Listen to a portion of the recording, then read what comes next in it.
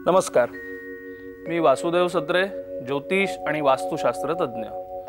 आजची आपण पंचांग पाहूया। 26 जून 2024, ज्येष्ठ कृष्ण पंचमी तिथी, बुधवार आहे, धनिष्ठा नक्षत्र आहे आणि प्रीती योग। शुभवेळ बघायची झाली तर आजचा उत्तम दिवस आहे। कुठलेही शुभ कार्य करायचं असेल तर आजचा संपूर्ण दिवस जो आहे तो उत्तम आहे।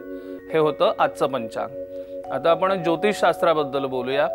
एखाद्याचा अमावस्येचा जन्म आहे आणि पत्रिकेमध्ये पंचम स्थानात बुध शुक्र मंगळ आहे, तर अशा लोकांना जे आहे ते राजकारणामध्ये अतिशय उत्तुंग असं यश मिळतं, मोठ्या पदावर जातात, भरपूर प्रसिद्धी मिळते।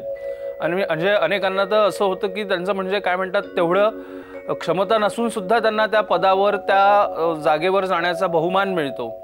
आणि या उलट अमावस्येचा जन्म आहे तर असे फक्त अमावस्येचा जन्म आहे पण पंचमात बुध शुक्र मंगळ नाही, तर अशा लोकांना काय होतं की वारंवार आरोग्याच्या अडचणी येतात।